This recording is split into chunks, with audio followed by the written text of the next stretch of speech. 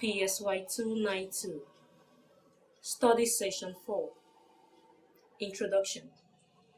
This study session explains the notion of criterion and highlights its importance in the organizational setting. It will also broaden your knowledge of criterion by explaining the difficulties encountered in the use of criterion. When you have studied this session, you should be able to 1.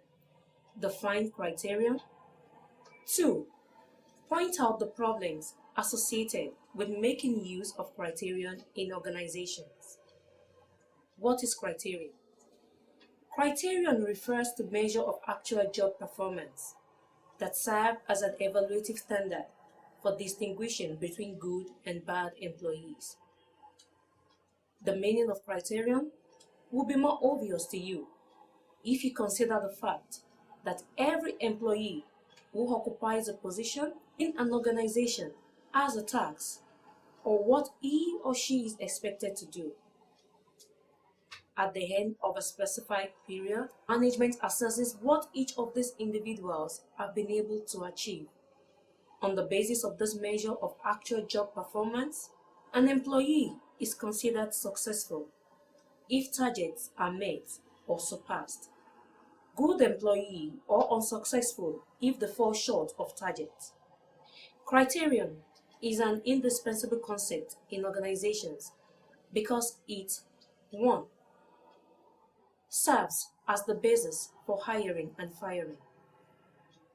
Individuals cannot be hired to fill vacant positions if an organization does not have an idea of expected job performance. The knowledge of what successful and unsuccessful performance for a given job is to provide management with an idea of who to select or dismiss. 2. Aids the assessment of employees for promotion.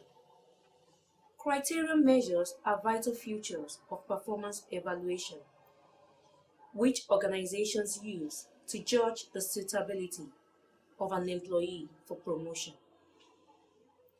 3. Serves as basis for training. Criterion measures help organizations to identify training needs of employees, since it can distinguish between high and low performance. Difficulties of criterion. A number of difficulties stops the effective utilizations of criterion for personnel decisions in an organization. Some of these are listed below. 1. Most jobs have diverse indicators of productivity or job performance. The problem is which of these is a better index of success on the job. In a bid to incorporate all relevant indicators, the criterion is at times overloaded. A good job analysis helps to a large extent in solving this problem. 2. Difficulty in criterion measurement. Though actual performance is measurable for many jobs, realistic measures are difficult for reasonably others. 3. In practice, different relevant measures of criterion are used in most organizations. Often, management is faced with a dilemma of whether to consider the criterion scores independently or together. The common practice is to use the composite score for criterion measures to judge if an employee has been successful or not. Although this is a much more straightforward means of utilizing numerous criterion scores, it tends to mask employee deficiency in any of the indicators. Study session summary.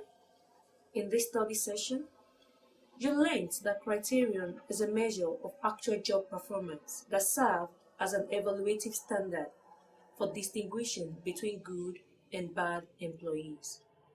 It is important in organizations because it serves as a basis for hiring and firing, training, and aids the assessment of employees for promotion. You learned that the effective utilization of criterion for personnel decisions in organizations is hindered by the fact that most jobs have diverse indicators of productivity or job performance. Difficulty in criteria measurement and the dilemma of whether to consider criteria scores independently or together. End of study session 4. Thank you for listening.